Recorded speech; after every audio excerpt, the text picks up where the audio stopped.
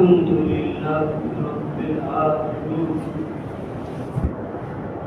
والصلاة والسلام على سيد المرسلين محمد بن عبد الله الأمين وعلى آله وصحبه أجمعين وبعد. أعوذ بالله من الشيطان الرجيم. بسم الله الرحمن الرحيم. قل لا أملك لنفسي ضرا ولا نفعا إلا ما شاء الله ولو كنت أعلم الغيب لاستكثرت من الخير وما مسني السوء إن أنا إلا نذير وبشير لقوم يؤمنون. وقال رسول الله صلى الله عليه وسلم لا عدوى ولا طيرة ولا هامة ولا سفر. سبحانك لا علم لنا إلا ما علمتنا إنك أنت العليم الحكيم. رب اشرح لي صدري ويسر لي أمري واحلل عقدة من لساني يفقهوا قولي. اللهم صل على محمد وعلى آل محمد كما صليت على إبراهيم وعلى آل إبراهيم إنك حميد مجيد. محترم بزرگ اور دوستوں، یہ مہینہ اسلامی سال کے اعتبار سے دوسرا مہینہ ہے. پہلا مہینہ محرم الحرام کا تھا اور یہ دوسرا مہینہ جس سے 7 دن گزر چکے ہیں. آج 7واں دن ہے. یہ سفر کا مہینہ ہے. سفر کے تعلق سے بہت ساری رسومات، بدعتیں اور بہت سارے برے اوہام اور خیالات لوگوں کے دلوں میں پائے جاتے ہیں، خصوصاً ہماری خواتین اور عورتوں کے ذہن. حالانکہ اللہ تعالیٰ کے نزدیک سارے مہینے برابر ہیں سوائے 4 مہینوں کے جو قابل احترام ہیں، جس کا بیان پہلے ہو چکا ہے. سفر کے بارے میں یہ سمجھا جاتا ہے کہ یہ منحوس مہینہ ہے، حالانکہ اس کا شریعت مطہرہ سے کوئی تعلق نہیں. لوگ اس مہینے میں کسی اچھے کام کو کرنے سے ڈرتے ہیں، دلہن کو رخصت کرنے سے ڈرتے ہیں، شادی بیاہ کرنے سے ڈرتے ہیں. اور اس سلسلے میں ایک رسم ہے جس کا نام ہے 13 تیزی. یعنی یہ سمجھا جاتا ہے کہ سفر کے 13 دن پہلے 13 دن جو ہیں وہ منحوس ہیں، وہ برکت والے نہیں ہیں. اور وجہ یہ بتائی جاتی ہے کہ ان دنوں میں اللہ کے نبی صلی اللہ علیہ وسلم بیمار ہوئے تھے. اور دوسرا عقیدہ سفر کے بارے میں یہ پایا جاتا ہے کہ اس کا جو آخری بدھ ہے وہ اچھا ہے. اس موقع پر اللہ کے رسول صلی اللہ علیہ وسلم بیماری سے شفا یاب ہو کر ہریالی میں، سبزے میں گھومنے کے لیے نکلے تھے. جہاں تک پہلی بات ہے کہ یہ سمجھنا اور یہ کہنا کہ اللہ کے نبی صلی اللہ علیہ وسلم سفر کی ابتدائی 13 دن بیمار رہے، یہ سراسر غلط ہے. اللہ کے نبی صلی اللہ علیہ وسلم جس بیماری میں وفات پا گئے، اس بیماری کی ابتدا سفر کے آخری دنوں میں ہوئی. آپ 13 یا 14 دن جو بیمار رہے تو سفر کے آخری 3 دن یا 4 دن اور ربیع الاول کے 12 دن اور سفر کے 2 یا 3 دن، اس طرح 13 یا 14 دن آپ بیمار، تو یہ سمجھنا کہ اللہ کے نبی صلی اللہ علیہ وسلم ابتدائی 13 دنوں میں بیمار رہے، یہ صحیح نہیں ہے۔ اور ویسے بھی اگر آپ بیمار رہے ہوں تو بھی بیماری کا آنا، کسی مصیبت کا آنا، یہ کوئی نحوست کی چیز نہیں ہے۔ اللہ کے نبی صلی اللہ علیہ وسلم نے تو یوں فرمایا، مَن یُرِدِ اللَّهُ بِهِ خَیْرًا یُصِبْ بِهِ، اللہ تعالیٰ جس کے ساتھ خیر اور بھلائی کا ارادہ کرتے ہیں اس کو مصیبت میں مبتلا کرتے ہیں۔ بعض لوگوں نے پڑھا ہے مَعْلَمْ یُصَبْ بِهِ، یُصَبْ بِهِ، اسے مصیبت میں مبتلا کیا جاتا ہے۔ کیوں؟ تاکہ میرے بندے کو دنیا میں تکلیف ہو تو اس کے ذریعے سے میں اس کے گناہوں کو معاف کروں اور اس کے درجات کو بلند کروں۔ اور حدیث پاک میں آتا ہے کہ مومن کو جو بھی تکلیف پہنچتی ہے، حتیٰ کہ اگر کوئی کانٹا بھی چبھتا ہے تو اللہ تعالیٰ اس کے بدلے میں اس کے گناہوں کو معاف کرتے ہیں اور اس کے درجات کو بلند کرتے ہیں۔ اگر خدا نخواستہ ایسا ہوا بھی اگر ہو تو بھی یہ سمجھنا یہ غلط ہے۔ مومن کو تکلیف پہنچتی ہے اور مومن اس پر صبر کرتا ہے تو اللہ تعالیٰ اس کو اس پر بھی ثواب عطا کرتا ہے۔ اللہ کے نبی صلی اللہ علیہ وسلم نے حدیث پاک میں ارشاد فرمایا، بخاری اور مسلم شریف کی روایت ہے، لا عدوى ولا طیرۃ ولا حامۃ ولا سفر، 4 چیزوں کی آپ نے نفی فرمائی۔ سب سے پہلی چیز لا عدوى، لوگ ایسا سمجھتے تھے اور اب بھی ایسا بعض لوگ سمجھتے ہیں کہ اگر بیمار کے پاس بیٹھیں گے تو بیماری لگ جائے گی، اگر فلاں مرض کے مریض کے پاس جائیں گے تو یہ بیماری ہمیں بھی لگ جائے گی۔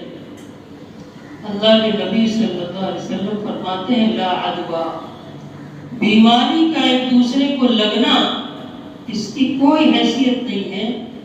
اللہ تعالیٰ بیماری اللہ کے حکم سے بیماری پہنچتی ہے۔ اگر بیماری کا اپنے من سے اپنے آپ سے لگنا ہوتا تو پھر اللہ کے نبی صلی اللہ علیہ وسلم کسی کوڑی کے ساتھ کھانا بھی کھاتا۔ بیماری کا ایک دوسرے کو لگنا اس کی کوئی حیثیت نہیں ہے، اس کی سخت ممانعت ہے۔ ایسا عقیدہ رکھنا گویا کہ یوں سمجھنا ہے کہ یہ اللہ تعالیٰ کی طرف سے نہیں ہے۔ بعض بیماریاں ایسی ہوتی ہیں جو ایک دوسرے کو ساتھ رہنے سے اور ان کے ساتھ کنیکٹ ہونے سے لگ جاتی ہے۔ اللہ کے نبی فرما رہے لا عدوى ولا طیرۃ، دوسری چیز فرمائی بدشگونی کوئی چیز نہیں۔ بدشگونی اشبھ جسے ہم کہتے ہیں گجرات، ہم میں سے بہت سے لوگوں کی زبان سے بھی ایسے جملے نکل جایا کرتے ہیں۔ اگر صبح جلدی کوئی ایسی چیز پیش آ جائے جو ہمارے مزاج کے خلاف ہو، جس میں ہمارا کچھ نقصان ہو جائے تو ہم کیا کہتے ہیں، صبح صبح کس کا منہ دیکھ لیا، یا آج فلاں منحوس سب سے پہلے ملا تھا اس کی وجہ سے بھی زمانے جاہلیت میں بھی ایسا ہوتا تھا کہ لوگوں کو اگر سفر کرنا ہوتا یا کوئی کام کرنا ہوتا تو پرندے کو اڑاتے تھے.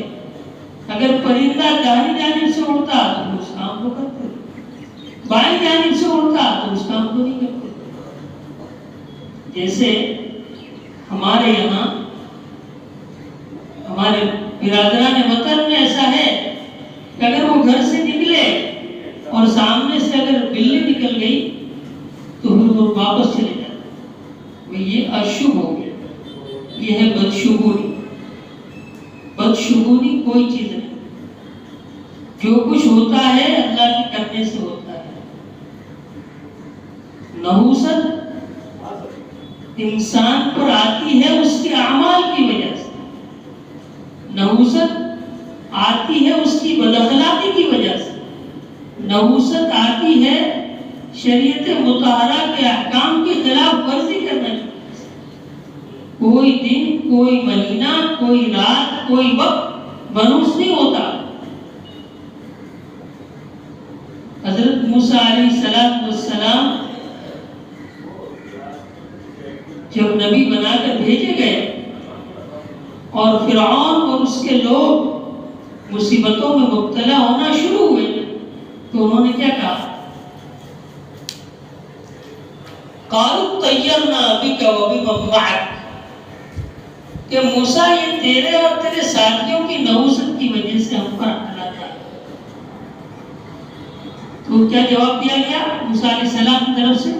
قال طائرکم عند اللہ, تمہاری نحوست اللہ کے پاس سے ہے, اللہ کی طرف سے ہے, تمہارے اعمال کا نتیجہ ہے. جب قوم عاد کو عذاب بھیجا گیا سب آندھی اور طوفان کی شکل میں, جس کا ذکر قرآن میں ہے, فارسلنا علیہم ریحا صرصرا فی ایام نحسات لیذیقہم, کہ جب ہم نے تیز آندھی کو بھیجا منحوس دنوں میں, تو یہ منحوس دن ان لوگوں کے لیے تھے جن کو ان دنوں میں ان کی نافرمانیوں کی وجہ سے عذاب دیا. بنفس بذات خود کوئی دن, کوئی مہینہ منحوس نہیں ہو.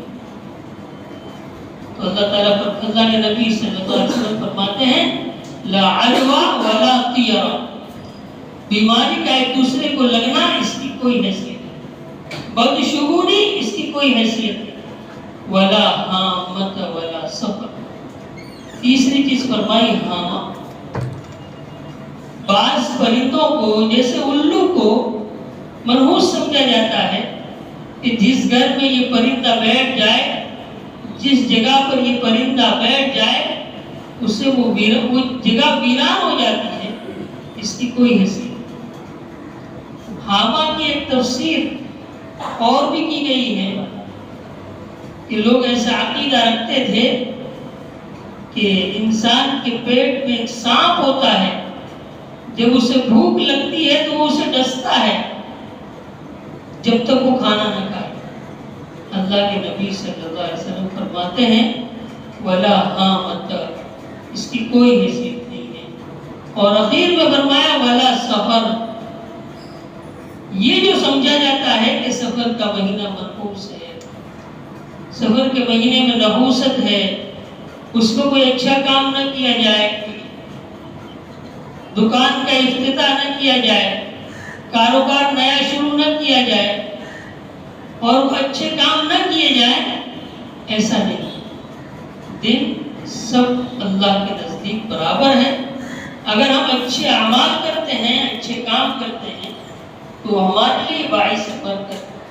اور اگر ہم اس وقت کو, اس مہینے کو, اس دن کو اگر برائیوں میں لگاتے ہیں, معصیت اور گناہ میں لگاتے ہیں تو وہ ہمارے لیے منحوس ہے.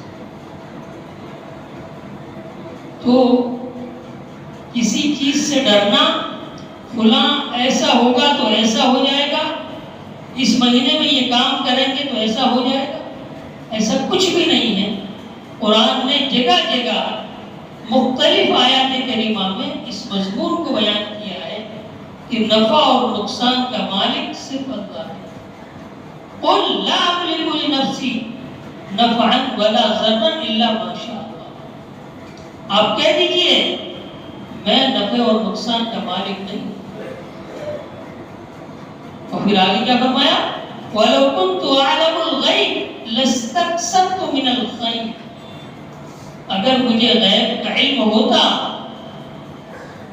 آئندہ کیا ہونے والا ہے، اگر مجھے اس کا علم ہوتا تو میں اپنے لیے بہت ساری بھلائیاں اکٹھا کر لیتا، بہت سارے اچھے کام پہلے سے کر لیتا۔ وَمَا مَسَّنِيَ السُّوءُ إِنْ أَنَا إِلَّا نَذِيرٌ وَبَشِيرٌ لِقَوْمٍ يُؤْمِنُونَ، میرا کام تو صرف ڈرانا ہے، میرا کام تو صرف خوشخبری دینا ہے۔ جو اللہ کی بات، اللہ کے رسول کی بات کو ماننے والے ہیں ان کو خوشخبری دینا، اور جو اللہ اور اس کے رسول کی نافرمانی کرنے والے ہیں ان کو ڈرانا، یہ میرا کام۔ دوسری جگہ فرمایا وَإِن يَمْسَسْكَ اللَّهُ بِضُرٍّ فَلَا كَاشِفَ لَهُ إِلَّا هُوَ، اگر اللہ تعالیٰ تمہیں کوئی نقصان پہنچائے تو اس کو کوئی دور نہیں کر سکتا، اور اگر اللہ تعالیٰ تمہیں عذاب دینا چاہے، تکلیف دینا چاہے تو اسے کوئی روک نہیں سکتا۔ اور ایک دوسری آیت میں اللہ کے نبی سے اللہ تعالیٰ نے ارشاد فرمایا قُلْ لَن يُصِيبَنَا إِلَّا مَا كَتَبَ اللَّهُ لَنَا، ہمیں جو بھی مصیبت پہنچتی ہے وہ اللہ نے جو ہمارے لیے لکھ دیا ہے اس کے حساب سے۔ اللہ کے نبی صلی اللہ علیہ وسلم نے حضرت عبداللہ ابن عباس رضی اللہ تعالیٰ عنہ سے فرمایا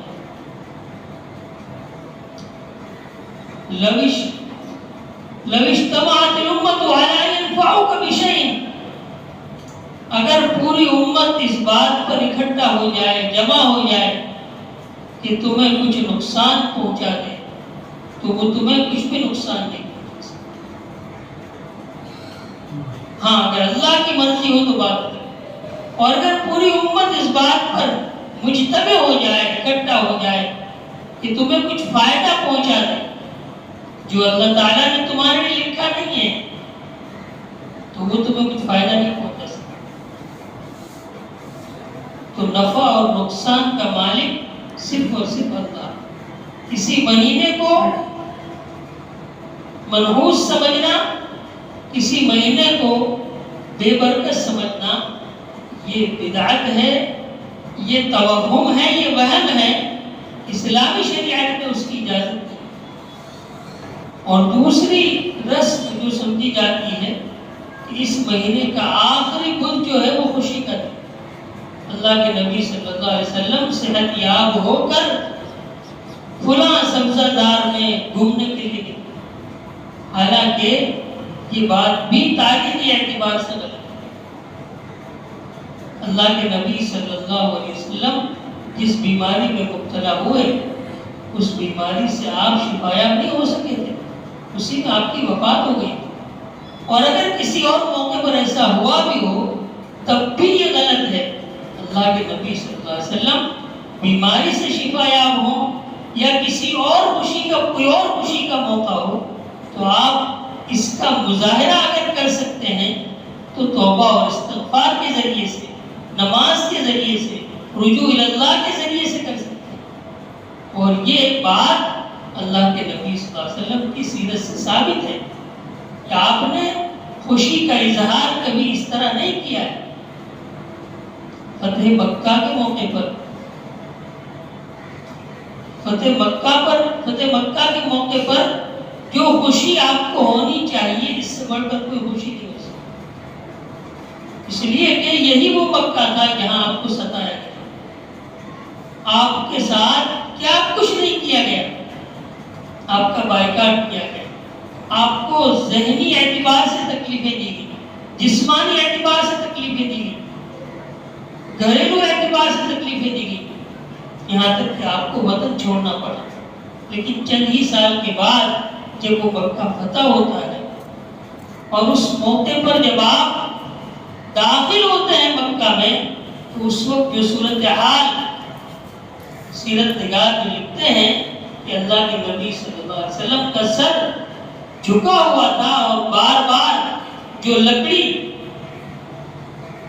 اونٹ پر لگی ہوئی تھی، پالان کی لکڑی، اس سے بار بار آپ کا سر لگ جاتا، اتنی تواضع کے ساتھ آپ فاتحانہ داخل۔